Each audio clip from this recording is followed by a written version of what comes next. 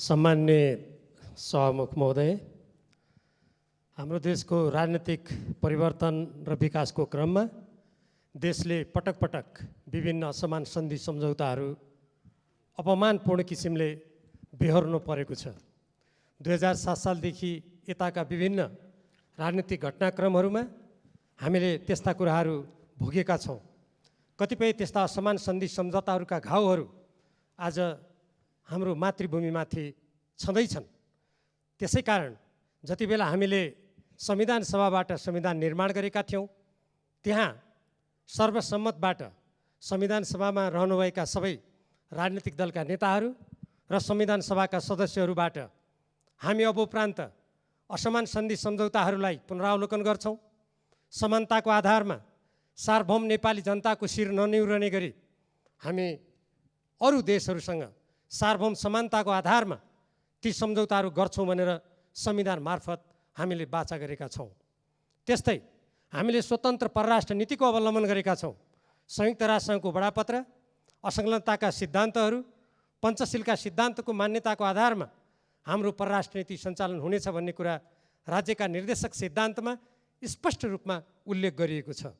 तर हाम्रो देशमा जुन बेला राजनीतिक परिवर्तन हुन्छ, सरकारहरू परिवर्तन हुन्छन्, देशको सार्वभौम सत्ता, स्वाधीनता, नेपाली जनताको स्वाभिमान ओझेलमा पर्ने गरी विभिन्न कोणबाट फेरि त्यस्तै प्रकारका सन्धि सम्झौताहरूका चर्चा हुने गरेका छन्। कतिपय अवस्थामा त्यस्ता सन्धि सम्झौता गर्नको लागि सरकार नै अग्रसर हुने गरेका घटनाहरू हामी बेहोर्दै आएका छौँ। यो प्रसङ्ग भर्खरै यो प्रतिनिधि सभासँग सम्बन्धित र विभिन्न राजनीतिक दल सरकारसँग सम्बन्धित एउटा सम्झौताको चर्चा सुन्नमा आएको छ। फेरि त्यो हो अमेरिकी मिलेनियम च्यालेन्ज कर्पोरेसनसँगको नेपाल सरकारले गरेको सम्झौता। म यहाँबाट सम्मान्य सभामुख महोदय, यो सम्मानित सदन र सम्पूर्ण देशभक्त नेपालीहरूलाई भन्न चाहन्छु, त्यो सम्झौता जुन प्रतिनिधि सभामा प्रस्तुत भएको छ त्यो सँगसँगै अरू थुप्रै गोप्य सम्झौताहरू भएका छन्।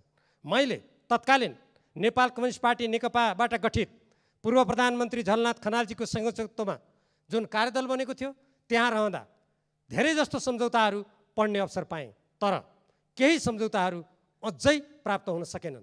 उदाहरणको रूपमा जब प्रतिनिधि सभामा त्यो सम्झौता अनुमोदन भएको छैन भने त्यसको कार्यान्वयन सम्झौता कसरी हुन्छ?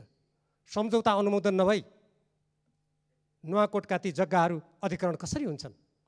त्यसको कार्यालय कसरी खुल्छ? र एउटा 5 तारे होटलमा त्यसको कार्यालय खुलेर नेपाली जनताको राजस्वबाट, टेलिभिजन र रेडियोबाट त्यो अनुदानको प्रशंसाको गीत गाउने कुरा कसरी हुन्छ? सबभन्दा पहिले नेपाली जनताको सार्वभौम अधिकारको अभ्यास गर्ने यो संसदले त्यसको बारेमा निर्णय गर्नुपर्छ। तब मात्र त्यसको कार्यान्वयन सम्झौता हुन्छ। कसरी अरू त्यसका कार्यालयहरू कसरी खुल्छन् तब हुनुपर्ने हो। यसबाट के देखिन्छ भने जसरी पूर्व प्रधानमन्त्रीहरूबाट केही समय अगाडि नेपालमा बाह्य हस्तक्षेपतर्फ सङ्केत गर्दै एउटा वक्तव्य प्रकाशित भएको थियो, यो गतिविधि सम्भवतः उहाँहरूको वक्तव्यले सङ्केत गरिनुपर्ने एउटा नमुना हो। मिलेनियम च्यालेन्ज कर्पोरेसनसँग भएको त्यो सम्झौताका प्रत्येक दफाहरूको अध्ययन गर्दा सर्वप्रथम नेपाल कुनै पनि सामरिक अर्थ लाग्ने गरी न राजनीतिक न सैनिक गठबन्धनमा सामेल हुन सक्छ भन्ने कुरालाई संविधानले जसरी रोकेको छ। पहिलो कुरा त स्वयं अमेरिकी मन्त्रीहरूले पटक पटक यो मिलेनियम च्यालेन्ज कर्पोरेसन भनेको हिन्द प्रशान्त रणनीतिको अङ्ग हो भन्ने कुरा उहाँहरूले वक्तव्य दिनुभएको छ। मलाई आश्चर्य लाग्छ, जुन देशले आफ्नो कम्पनीको बारेमा त्यस्तो भन्छ, कतिपय मानिसहरूले नेपालमा भनेको म सुन्छु, त्यो होइन। अमेरिकन मन्त्रीहरू आधिकारिक हुन् कि त्यसको कुनै व्याख्याता नेपालमा बस्ने कुनै नेपाली त्यसको व्याख्याता हुनसक्छ, पहिलो कुरा। दोस्रो कुरा, त्यसमा भएका कतिपय व्यवस्थाहरू नेपालको संविधानसँग बाँच्छन्, नेपालको कानुनसँग बाँच्छन्, नेपालको हाम्रो अरू देशसँग जसरी हामीले पारस्परिक समानताको आधारमा ऋण लिनुपर्ने कुरा, अनुदान लिनुपर्ने कुरालाई जसरी व्यवस्थित गर्नुपर्ने हो, व्यवस्थित गर्दै आएका छौँ, त्योसँग बाँच्छन्। मैले यो कुरा भनिरहँदा कुनै देश विशेषसँग नेपालको कूटनीतिक सम्बन्ध सुमधुर हुनु हुँदैन, कुनै अमुक देशसँग अनुदान लिँदैन भने मेरो भनाइ होइन। हामी चाहे अमेरिकासँग लिउँ, चाहे हाम्रा छिमेकी भारत चीनसँग लिउँ, वा हामी अरू कुनै देशसँग लियौँ, त्यो हामी नेपाली जनताको सार्वभौम अधिकारमाथि आँच पुर्याउने किसिमको हुनु हुँदैन। कुनै प्रकारको सामरिक गठबन्धनमा त्यसले हामीलाई घिसार्ने किसिमको हुनु हुँदैन। 1962 हाम्रा दुई छिमेकीहरूको बिचमा लडाइँ भयो। त्यो बेलामा नेपालमा अहिलेको जस्तो बहुदलमा आधारित लोकतान्त्रिक प्रणाली थिएन, तैपनि हाम्रो देश कुनै पनि पक्षमा संलग्न भएन। नेपालले आफ्नो तटस्थलाई कायम गर्यो। आज हामी विभिन्न राजनीतिक दल जनताबाट निर्वाचित, जनताप्रति उत्तरदायी, यो देशको स्वाधीनता मातृभूमिको रक्षाको लागि शपथ खाएका कटिबद्ध नेताहरू र प्रतिनिधि सभाका सदस्यहरू छौँ। यस्तो स्थितिमा मिलेनियम च्यालेन्ज कर्पोरेसनसँग सम्बन्धित कागजातहरू यो प्रतिनिधि सभामा सबै पेश गरिएका छैनन्। एउटा सम्झौता मात्रै पेश गरिएको छ। सम्झौता अनुमोदन नहुँदै तत्कालीन मन्त्रीबाट कार्यान्वयन सम्झौता जुन गरिएको छ त्यसको प्रतिलिपि यहाँ पेश गरियोस्। प्रतिनिधि सभाका सम्पूर्ण सदस्यहरूले त्यसको अध्ययन गर्न पाउनुपर्छ। त्यति मात्र होइन, त्यो सँगसँगै गरिएका अरू थुप्रै सम्झौताका प्रतिलिपिहरू छन्। ती प्रतिलिपिहरू प्रतिनिधि सभाका प्रत्येक सदस्यहरूले अध्ययन गर्न पाउनुपर्छ। हामी कुनै पनि देशसँग सुमधुर सम्बन्ध कायम राख्न चाहन्छौँ, तर देश ठुलो हुन सक्दछ, सानो हुन सक्दछ। हाम्रो सार्वभौम सत्ता कसैको भन्दा सानो हुन सक्दैन। हामी समानताको आधारमा, पारस्परिक हितको आधारमा आफ्नो कूटनीति र अन्तर्राष्ट्रिय सम्बन्ध सञ्चालन गर्न चाहन्छौँ। त्यसकारण अहिले जुन मिलेनियम च्यालेन्ज कर्पोरेसनसँगको सम्झौताको बारेमा फेरि चर्चा भएको छ, म सम्मान्य सभामुख मार्फत सम्पूर्ण प्रतिनिधि सभाका मान्य सदस्यहरू समक्ष हामी कुनै पनि देशबाट कुनै रकम लिएर कालान्तरमा हाम्रो देशको भूमि अनन्तकालको लागि कम्पनीको नाममा कुनै देशको अधीनमा जाने, प्रसारण लाइनको नाममा त्यो प्रसारण लाइन अनन्तकालसम्म कुनै देशको अधीनमा जाने, सम्पूर्ण बौद्धिक सम्पत्तिमाथि नेपालको कुनै पनि अधिकार नहुने। भर्खरै अमेरिकी राजदूत महोदयबाट एउटा टेलिभिजन अन्तर्वार्तामा यो हाम्रो अनुदान होइन लगानी हो भनेर उहाँ स्वयंले भनेको कुरा प्रसारित भएको छ। लगानी हुन सक्दछ कुनै पनि देशको, मेरो त्यसमा आपत्ति होइन। हाम्रो अन्तर्राष्ट्रिय लगानी सम्बन्धी कानुन छ, व्यवस्था छ, प्रणाली छ। त्यो प्रणाली अन्तर्गत त्यो कुरा हुन सक्दछ, तर हाम्रो संविधानमाथि कुनै अरू देशको कानुन माथि हुन सक्दैन।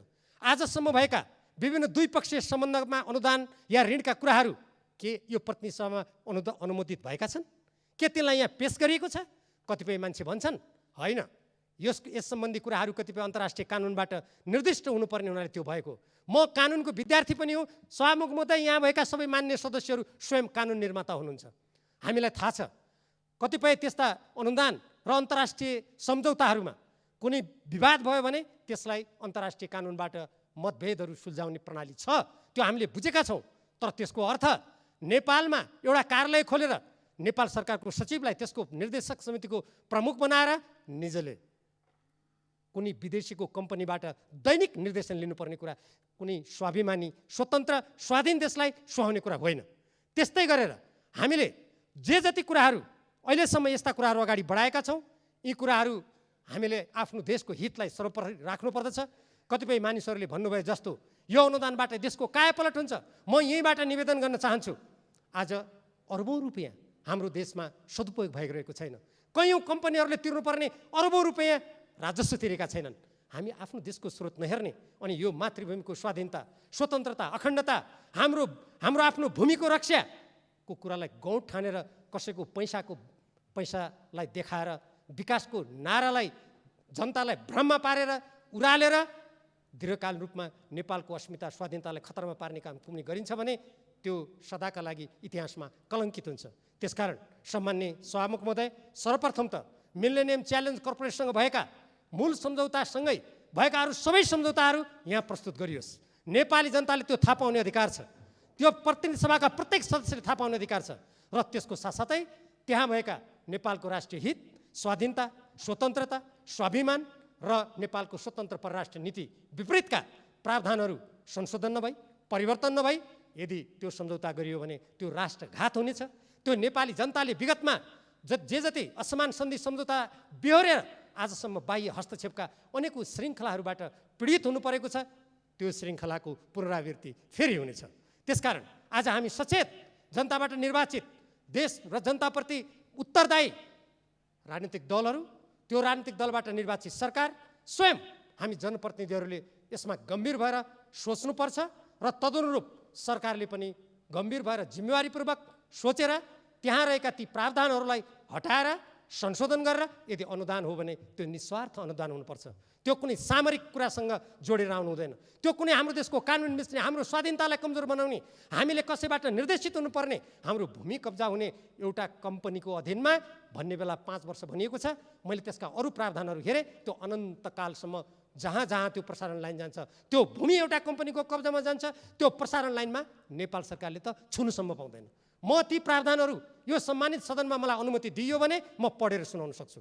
त्यसकारण सम्माननीय सभामुख महोदय, म गम्भीरतापूर्वक अनुरोध गर्न चाहन्छु, हामी सबभन्दा पहिले सरकारको कर्तव्य, हामी जनप्रतिनिधिको कर्तव्य यो देशलाई, यो देशको स्वाभिमानलाई रक्षा गर्ने हो। आज चीन, भारत, अमेरिका देशका कुनै पनि संसारका मुलुकहरू सबभन्दा पहिले आफ्नो राष्ट्रिय हित हेर्छन्। राष्ट्रिय हितको अधीनमा, राष्ट्रिय स्वार्थको अधीनमा राजनीतिक दलका स्वार्थहरू हुन्छन्, व्यक्ति नेताहरूका स्वार्थ हुन्छन् र प्रत्येक राजनीतिक कर्मीका स्वार्थ हुन्छन्। हाम्रो देशमा विगतमा त्यो कुरालाई व्यावहारिक रूपमा, प्रभावकारी रूपमा कार्यान्वयन नगर्दा हामी धेरै प्रताडित भइसक्यौँ। अब आजको हाम्रो पुस्ता र भोलि आउने पुस्ता यसरी प्रताडित हुन नपरोस्, यसतर्फ हामी सबैले गम्भीर रूपमा सोचौँ, बुझौँ र देशको हितलाई सर्वोपरि राखेर मात्रै पाइला चालौँ भनेर म सम्माननीय सभामुख महोदय मार्फत नेपाल सरकार र सम्बन्धित सबैलाई हार्दिक आग्रह गर्न चाहन्छु। धन्यवाद।